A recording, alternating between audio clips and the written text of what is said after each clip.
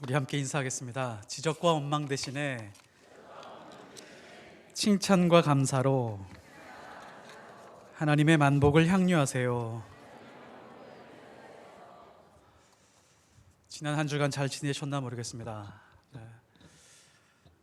목사가 사역이 기쁠 때는 항상 주일이 기다려지는 것 같습니다. 항상 주일이 기다려지고 뵙고 싶고, 또 이번 주에는 어떻게 어떤 분들이 어떤 모양으로 나올까라는 생각을 하면서 교회에 올 때가 많이 있습니다. 하나님의 은혜가 늘 충만하시기를 예수 그리스도 이름으로 축복합니다. 하나님의 전신갑주를 입으라. 지난주에는 하나님의 전신갑주를 취하라 였고요, 오늘 입으라입니다. 하나님의 전신갑주를 입으라. 이 전신갑주라고 하는 것은 간단히 말해서 이겁니다. 완전 무장을 하라라고 하는 말씀입니다. 그래서 전신갑주를 가지고 성경 공부를 할 때 보면은 주로 보통은 로마 병정들의 이미지를 떠올리고 로마 병정들의 옷을 입은 그 상태에서 그려가면서 성경 공부할 때가 많이 있습니다. 그것도 틀리지는 않지만 근본적으로 딱 정확하게 맞아떨어지는 것은 또 아닙니다. 성경이 말씀하는 것을 보면 더 근본적인 이유가 있습니다. 근본적인 것이 있습니다. 우리는 전신갑주에 초점을 두고 말씀을 취하고 있는데요, 그거보다도 훨씬 더 중요한 부분이 있습니다. 놓치고 있는 부분이 있는데요, 그 앞에 이 전신갑주라고 하는 것은 누구의 전신갑주냐입니다. 누구의 전신갑주죠? 그리스도인의 전신갑주, 사랑의 전신갑주, 믿음의 전신갑주, 무엇이었죠? 하나님의 전신갑주라고 하는 것을 절대로 놓쳐서는 안 됩니다. 하나님이라고 하는 분은 전지전능하신 분이기 때문에 무장할 필요가 없는 분입니다. 전투복을 입고 무장할 필요가 없습니다. 근데 하나님이 무장을 하신 적이 있으실까요? 없으실까요? 하나님이 성경 안에서 무장을 하신 적이 있으신가요? 없으신가요? 있으십니다. 그럴 줄 알았습니다. 하나님은 이사야서 59장 14절에 보면 하나님이 무장하시는 장면이 나오는데요, 이것이 하나님의 전신갑주입니다. 바울이 머릿속에서 그리고 있는 것은 그냥 로마 병정을 가지고 이미지로 그렇게 그려낸 것이 아니라 하나님이 직접 전투복을 입고 무장하신 그 장면을 생각하면서 이 말씀을 기록하고 있다는 것을 놓쳐서는 안 됩니다. 혹시 말씀이 준비가 되었으면 좀 띄워주시면 감사하겠는데요, 이사야서 59장 14절의 말씀입니다. 이 말씀에 보면, 혹시 말씀이 준비가 안 됐나요? 59장 14절에 제가 한번 읽어드리겠습니다. 정의가 뒤로 물리침이 되고 공의가 멀리 섰으며 성실이 거리에 엎드려지고 정직이 나타나지 못하는 도다. 먼저 성경에서요, 세상이 어떠한 곳인지에 대해서 분명하게 말하고 있습니다. 세상을 보니까 정의가 패배했더라, 공의가 보이지 않더라, 악에서 떠나려고 몸부림치는 사람들이 있는데 그 사람들이 훨씬 더 손해를 많이 보더라. 정직함을 찾으려고 했는데 정직함이 나타나지 않는, 그 정직은 희귀한 모습이었다라고 그렇게 말하고 있습니다. 이게 세상의 실제다라고 성경은 우리에게 고발하고 있습니다. 이사야가 수천 년 전에 세상을 바라보고 이것을 기록했는데 지금의 세상은 여기서 한 걸음 더 발전하지 않은 것 같습니다.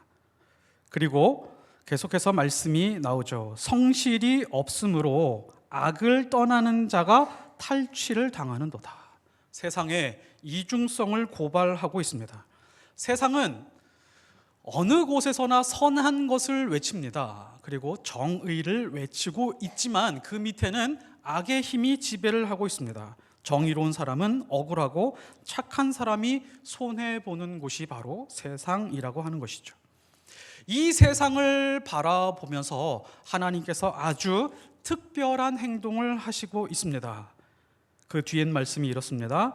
여호와께서 이를 살피시고 그 정의가 없는 것을 기뻐하지 아니하시고, 16절, 사람이 없음을 이상히 보시며 중재자가 없음을 이상히 여기셨으므로 자기 팔로 스스로 구원을 베푸시며, 자기 팔로 구원을 베푸시기 위해서 행동하고 있다라고 말씀하고 있습니다. 세상 한가운데서도 탈취당하고 있는데 그 탈취당하면서도 아무 말 못하고 있는 억울한 사람들을 하나님께서 바라보고 계십니다.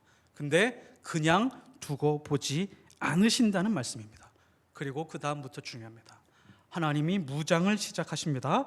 17절, 공의를 갑옷으로 삼으시며 구원을 자기 머리에 서서 투구로 삼으시며 보복을 속옷으로 삼으시며 열심을 입어 겉옷으로 삼으시고. 바울은 로마 군대의 군인을 가지고 그 그림을 그려가는 것이 아니라 하나님의 전신갑주, 하나님이 왜 무장하시고 전신갑주를 입으셨어야 했는지에 대해서 생각하면서 이 말씀을 우리에게 전해주고 있습니다. 하나님은 무장하지 않으셔도 되는 분인데 왜 무장하셨을까요? 하나님은 극심한 고난 중에, 고통 중에 있는 사람을 위해서 자신이 직접 싸우려고 무장하시고 일어서시는 것을 보여주고 있습니다. 하나님의 백성들이 신음하고 억울함 속에 있습니다. 고칠 수 없는 질병으로 고통스러워하고 있습니다. 현실을 열심히 살아가고 있는데 피눈물 흘리고 억울함과 괴로움 속에 살아가는 그 사람들을 하나님께서 그냥 보고만 계시지 않겠다. 그 사람들을 위해서 무장하고 있는 것입니다. 얼마나 견디지 못하셨으면 무장할 정도였을까요? 하나님의 무장에는 목적이 있었던 것이죠. 하나님은 하나님의 백성들의 고통에 진심인 분이십니다. 하나님은 우리의 고통과 신음을 그냥 두고만 보시지 않으실 겁니다. 지치지 마십시오. 하나님을 기다려 보십시오.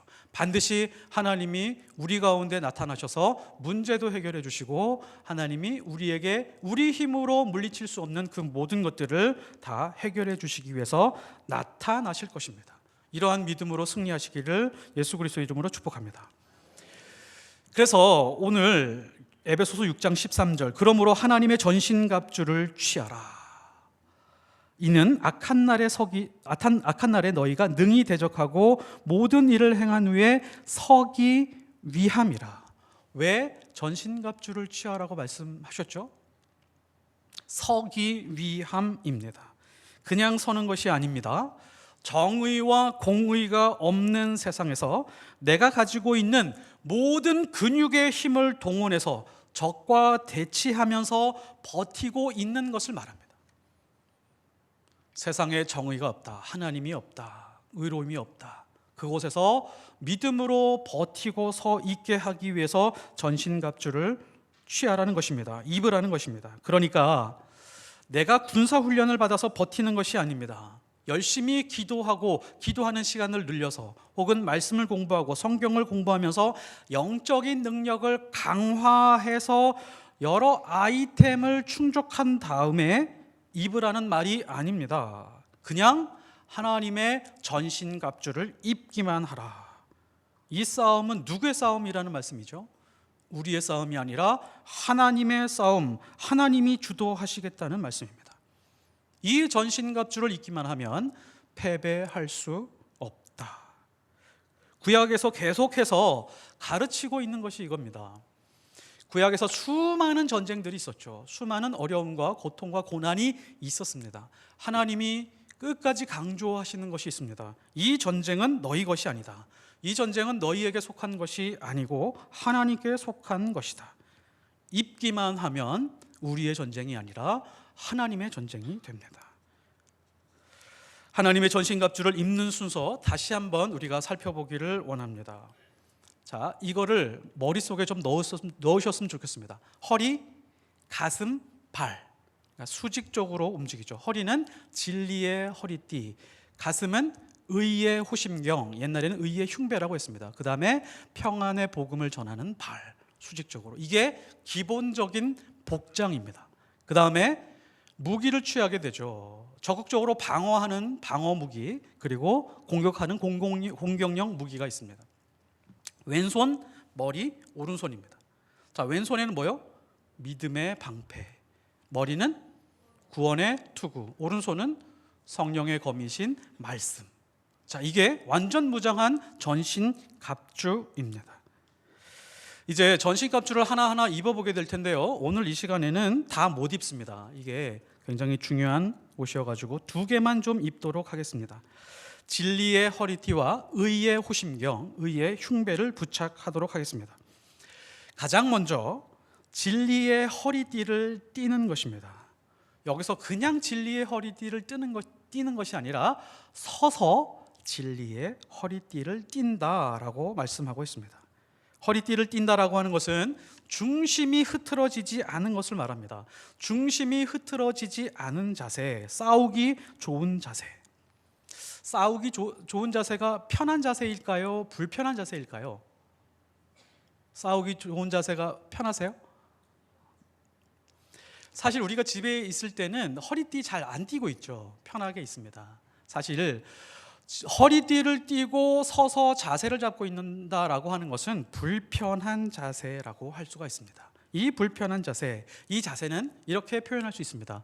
불편함의 영성이라고 말할 수 있습니다. 불편함의 영성을 취하라.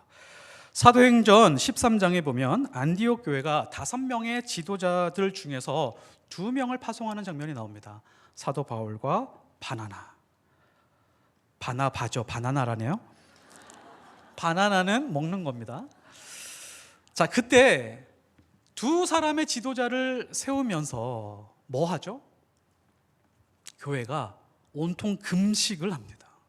왜 금식을 할까요? 스스로 자기 몸을 어렵게 만드는 이 금식을 왜 하게 될까요? 왜 어렵게 만들었을까요?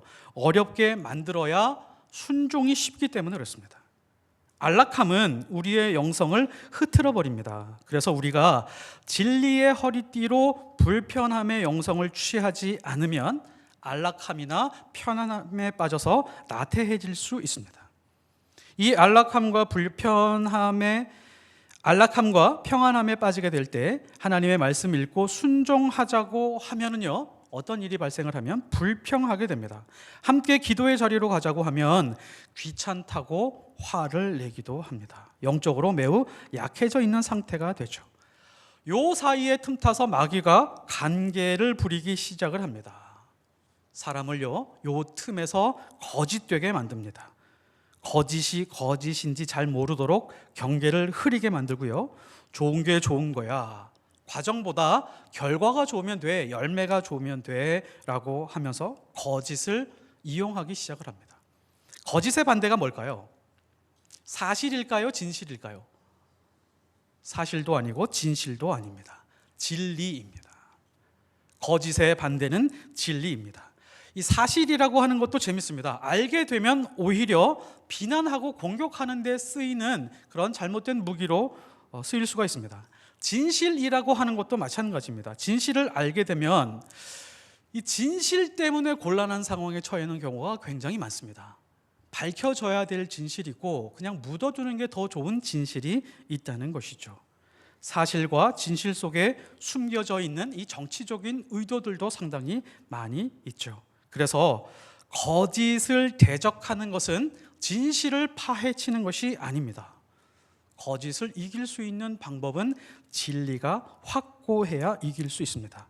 그래서 이 허리띠는요, 그냥 허리띠라고 말하지 않고 이 허리띠에 이름을 붙였습니다. 진리의 허리띠. 가짜를 분별하고 거짓을 물리치는 이 진리의 허리띠를 띄어라 라고 이렇게 말씀하고 있죠. 그래서 이 말씀을 정리하면 이렇습니다. 서서 진리로 너희 허리띠를 띠고 라고 하는 이 말씀은 하나님의 진리이신 예수 그리스도 한 분에게만 집중하라는 것입니다. 이것을 다른 말로 표현하면 싱글 포커스, 초점을 하나만 가지라. 마태복음 6장 22절에 보면 눈은 몸의 등불이니 그러므로 내 눈이 성하면 온몸이 밝을 것이요 눈이 나쁘면 온몸이 어두울 것이니 그러므로 내게 있는 빛이 어두우면 그 어둠이 얼마나 더하겠느냐. 이 눈이 성하면이라고 하는 이 뜻의 원문에는요, 이런 뜻이 나옵니다. 초점이 하나라는 뜻입니다. 더블 포커스가 아니라 싱글 포커스라는 뜻입니다. 여기서 눈이 나쁘다라고 하는 뜻은 이런 뜻입니다. 더블 포커스라는 뜻입니다. 초점이 두 개라고 하는 것이죠. 마찬가지입니다. 우리가 진리의 허리띠를 띠고 이 땅에서 살아간다라고 하는 것은 우리의 모든 초점이 하나로만 모아지는데 그게 바로 진리이신 예수 그리스도에게만 집중한다라는 뜻입니다. 내가 살아가는 것에서 인생의 중요한 것을 선택할 때가 있는데 그때에 예수가 아니고서는 선택하거나 결정하지 않겠다라고 하는 그런 결정이라고 하는 것이죠. 그래야 가장 하나님께만 분명하게 순종할 수가 있습니다. 그래야 중심이 흐트러지지 않을 수가 있습니다. 정말 인기도 많고 아름다운 신부가 있었습니다. 근데 이 신부가 결혼식에 많이 울고 있었습니다. 신랑이 이런 생각을 했습니다. 나를 만나서 행복해서 우는구나 라고 생각을 했습니다. 친정아버지는 이렇게 생각했습니다. 엄마 없이 키운 자기 아빠, 친정아빠 때문에 우는 줄 알고 함께 막 울고 있었습니다. 그런데 주례를 하던 목사님은 알고 있었습니다. 일주일 전까지 이 신부가 무엇을 고민하는지를 알고 있었습니다. 그러면서 신랑과 친정아버지에게 말해주고 싶었대요. 당신 두 사람 때문에 우는 게 아닙니다. 오해하지 마십시오. 속으로 그렇게 생각을 했답니다. 왜 울었냐면 그동안 자기를 좋아했던 3명의 남자가 있었는데 그 3명의 남자가 너무너무 아까웠다는 거예요. 돈이면 돈, 학식이면 학식, 여러모로 인격이면 인격. 이 3명 사람이 너무 좋았어요. 그 중에 하나를 선택해서 결혼을 했는데 두 사람이 너무 아까운 거예요. 그래서 일주일 전까지 목사님에게 이렇게 고민 상담을 했답니다. 목사님, 제가 결혼하는 게 맞을까요? 이 사람하고 결혼하는 게 진짜 맞을까요? 라고 하면서 일주일 전까지 고민했다고 합니다. 사실 이게요, 그 신부의 문제가 아니라 우리 신앙생활의 문제입니다.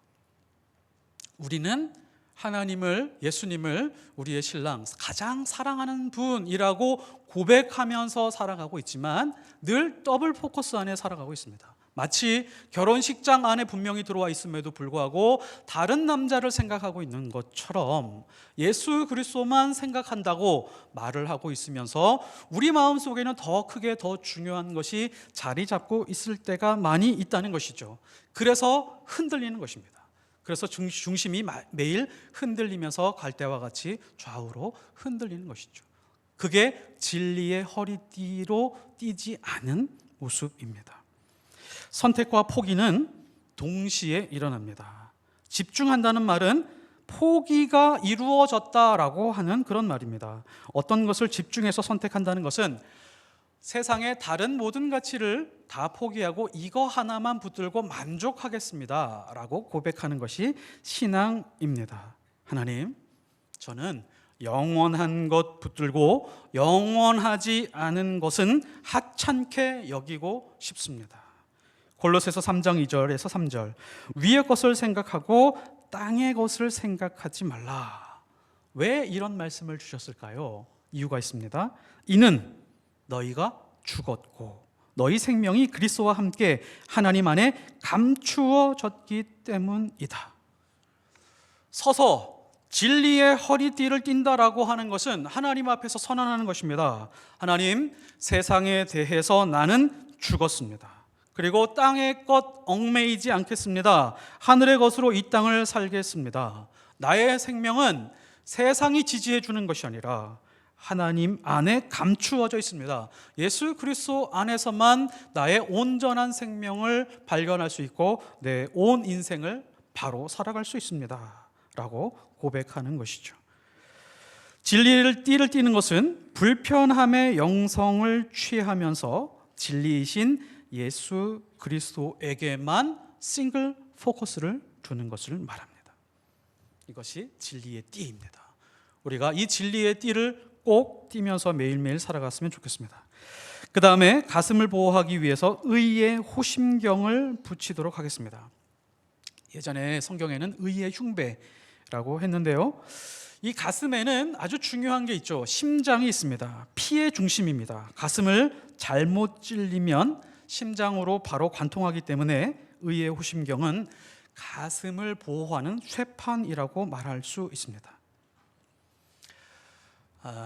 사람은요, 근본적으로 무엇을 추구하는 존재냐면 의를 추구하는 존재입니다. 의. 하나님을 믿던 믿지 않던 인간이라고 하는 존재가 의를 추구하는 존재입니다. 내 존재, 내 인생이 옳은 길로 가고 있다라고 하는 것을 누구로부터 인정받기 원한다라고 하는 것이죠. 거기서 확인이 돼야 만족이 있습니다. 어느 정도냐면 어떤 사람이 살인을 저질렀음에도 불구하고 그것에 대한 정당한 이유에 대해서 인정받기를 원합니다. 인간은 의를 추구하는 존재이기 때문에 그렇습니다. 사람은 정의와 공의를 추구하고 정의와 공의를 맛봐야 만족하는 존재입니다. 그런데 이 의에 대해서 채울 수 없는 공백을 가지고 있는 거죠. 정확히 말하면 의에 대한 치명적 손상을 입고 있습니다.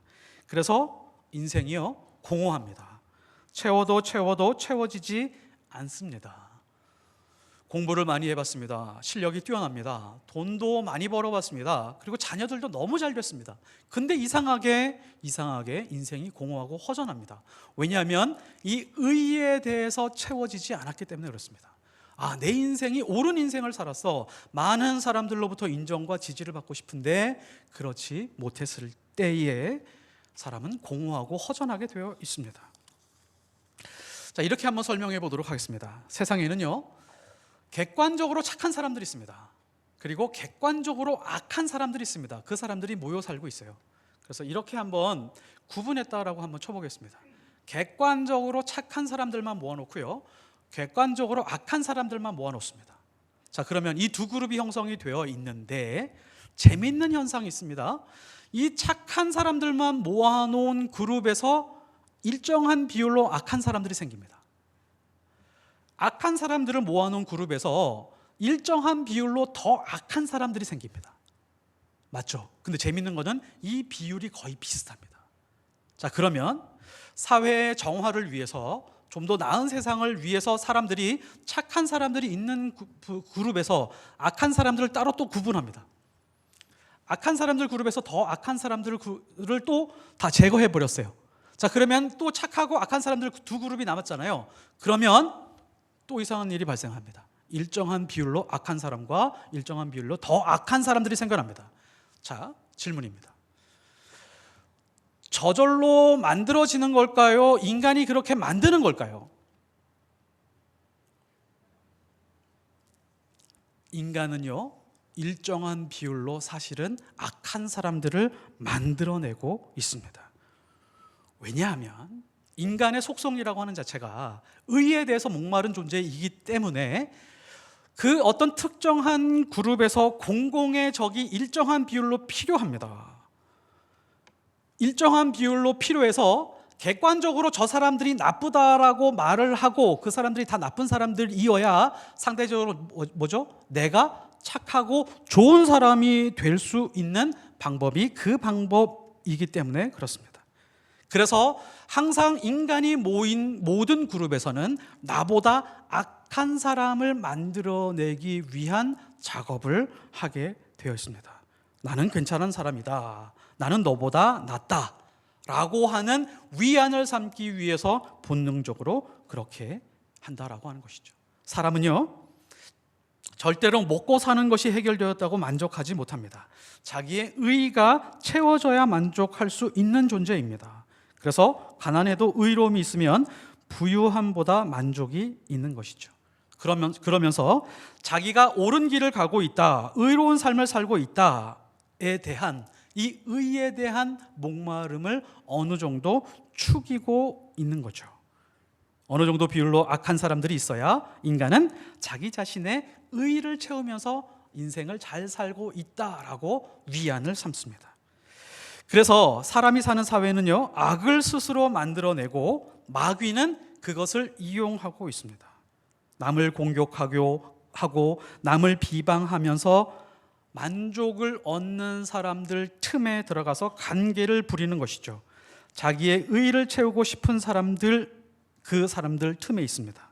자기 자신에 대한 만족이 없는 사람들이죠. 비방과 공격을 통해서 자기의 의의를 채우는 그런 목마른 사람들 틈에서 마귀가 활동하기 시작을 합니다. 남을 비방하고 공격하면서 만족하는 사람과 딱 맞아떨어서 다른 사람의 심장을 찌르기 시작을 합니다. 요한계시록 12장 10절, 하늘에 큰 음성이 이르되 이제 우리 하나님의 구원과 능력과 나라와 또 그의 그리스도의 권세가 나타났으니 우리 형제들을 참소하던 자, 곧 우리 하나님 앞에서 밤낮 참소하던 자가 쫓겨났고. 마귀는 참소하는 자입니다. 이 참소가 뭐죠? 남을 헐뜯고 거짓말로 죄를 꾸며서 고자질하면서 자기 만족을 얻는 것입니다. 이게 바로 참소라고 하는 것이죠. 방금 읽어드린 말씀에서 보면 마귀가 참소하는 그 자리가 어디죠? 우리 형제를 참소하던 자, 가족들 혹은 믿음의 형제 안에서 참소했습니다. 그리고 하나님 앞에서 밤낮 참소하던 자, 그러니까 교회 안에서 누군가를 비방하면서 헐뜯는 그 가운데서 마귀가 일을 하고 있다라고 하는 것입니다. 남을 헐뜯고 비방하고 참소하는 것은 정확히 우리의 심장을 겨누고 있는 것입니다. 마귀는 인간이 추구하는 의의를 가지고, 이것은 하나님의 의의가 아닙니다. 인간이 가지고 있는 그 의의를 가지고 정죄하고 비난하면서 죽이는 것이죠. 그리고 거기서 끝나지 않습니다. 다른 사람을 비난하고 공격하고 난 다음에 그게 끝나면 비난할 대상이 없으면 그 다음부터는 자기 자신을 공격하게 되는 것이죠.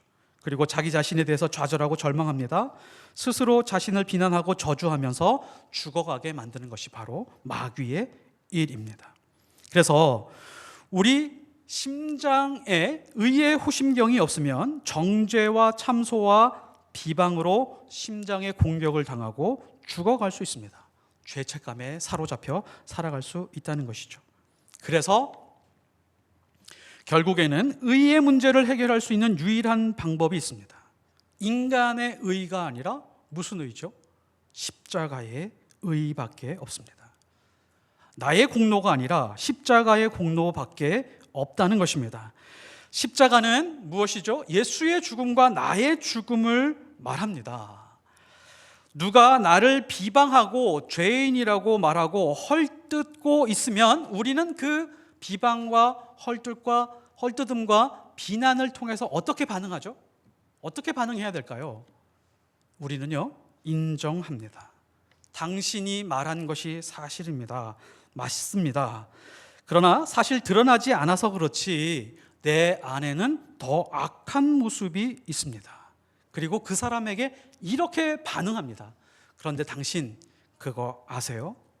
내 안에 십자가가 있습니다. 그 십자가로 내 안에 있는 그 모든 악한 죄들이 다 사라졌습니다. 당신이 말하는 그 비난이 사실이기도 하고 진실이기도 합니다. 그러나 진리가 아닙니다. 영락교회 한경직 목사님이 계실 때 일입니다. 한경직 목사님이 당회를 열었는데요. 그 당회에 어떤 장로님이 들어와서 한경직 목사님의 죄의 목록 10가지를 적어왔습니다. 당회를 열고 한경직 목사님을 향해서 당신의 죄가 이렇게 10가지가 있으니 제가 다 나열해 보겠습니다. 첫 번째부터 10번째까지 쭉 나열하는 거예요. 장로님들이 계신 곳 앞에서. 한경직 목사님이 어떻게 반응을 하셨을까요? 한경직 목사님이 가만히 듣고 계시더니 이렇게 반응합니다. 아닙니다. 그렇지 않습니다. 틀렸습니다. 그 10가지보다도 훨씬 더 많은 죄가 있습니다. 그러면서 자기 죄를 더 많이 나열하기 시작하더라라고 하는 이야기가 전해져 옵니다. 이게 무슨 말씀일까요? 우리는 죄에 대해서 죽었고 의에 대해서 산 자이기 때문에 그렇습니다. 베드로전서 2장 24절, 친히 나무에 달려 그 몸으로 우리 죄를 담당하셨으니 이는 우리 죄에 대하여 죽고 의에 대하여 살게 하려 하심이라. 그리스도인은, 하나님의 자녀들은 사람들이 공격하는 죄에 대해서 죽었습니다. 다른 사람들이 말하는 비방을 당하고 왕따를 당해도 흔들리지 않습니다. 왜냐하면 그 모든 정죄와 비난에 대해서 이미 죽었기 때문입니다. 그래서요, 이 의의 흉배를 붙이는 것, 기독교는 죽는 싸움입니다. 그래서 바울이 이렇게 고백을 했죠. 바울은 나는 날마다 죽노라 라고 그렇게 선언했습니다. 세상에서 사기를 잘 당하는 사람들을 보면 주로 대부분 그 마음속에 욕심을 포기하지 못하기 때문에 그렇습니다. 그 욕심 때문에 사기를 당하는 것입니다. 그 사람의 욕심이 무엇인지 정확하게 파악하기만 하면 사기치는 것이 어렵지 않습니다. 그래서 성경은 우리에게 이렇게 말씀합니다. 갈라디아서 5장 24절. 그리스도 예수의 사람들은 육체와 함께 그 정욕과 탐심을 십자가에 못 박았느니라. 욕심이 살아있는 한 사기치는 것이 가능합니다. 인생을 살아가면서 세상의 것은 포기하고 예수 그리스도에게만 집중하십시오. 진리의 허리띠를 고수하시기 바랍니다. 그리고 나서 의의 호심경을 붙이시기 바랍니다. 의의 호심경은 십자가의 의를 붙드는 것을 말합니다. 내 심장을 향해서 비난하고 정죄하고 다른 사람들이 혹평하는 것들에 대해서 너무 힘들어하지 마십시오. 우리는 이 모든 것들에 대해서 죽음을 선언한 사람들입니다. 그 죄에 대해서 시체입니다. 십자가의 의는 내가 죽고 내가 부활하는 것이 아니라 하나님이 예수 그리스도를 통해서 내 안에서 예수 그리스도가 부활하게 하는 것입니다. 그래서 세상의 모든 공격을 내 의지와 나의 능력으로 막으려고 하면 다 뚫립니다. 내가 참아야지, 내가 인내해야지, 내가 기도 많이 해야지, 내가 무엇을 하려고 하는 것보다는 예수 그리스도의 그 십자가의 의를 붙이면 세상에서 그 어떠한 비난도 뚫을 수 없는 강력한 무기, 방어 무기를 장착하게 됩니다. 진리의 허리띠를 띠고 의의 호심경을 붙이고 승리하는 하나님의 백성들이 되시기를 예수 그리스도의 이름으로 축복합니다. 기도하겠습니다. 하나님 아버지, 하나님이 입으셨던 그 전신갑주를 우리가 취하기를 원합니다. 우리가 입기를 원합니다. 진리의 허리띠를 띠고 다소 불편한 신앙생활일 수도 있지만 그 안에서 마귀와 사탄과 우리의 안락함과 나태함과 싸워서 이기며 언제나 하나님의 좋은 군사로 성장해 갈 수 있게 도와 주옵소서. 우리가 얼마나 세상을 살아가면서 정죄와 비난 때문에 상처받는지 모릅니다. 그리고 많은 사람들과 원수되는지 모릅니다. 하나님, 우리가 그 비난과 그 정죄에 대해서 이미 십자가 위에서 죽었다는 것을 깨닫게 하여 주옵소서. 그리고 처음에는 상처받은 것 같지만 의의 호심경을 붙이고 다시 예수 그리스도의 생명으로 살아나서 그 영적인 탄력성으로 믿음의 삶 살아가며 하나님의 자녀로 당당하게 살아갈 수 있도록 주님 붙들어 주옵소서. 한 주간 믿음으로 의의 호심경으로 승리하는 하나님의 백성들이 되기를 원하며 예수 그리스도의 이름으로 기도드렸사옵나이다. 아멘.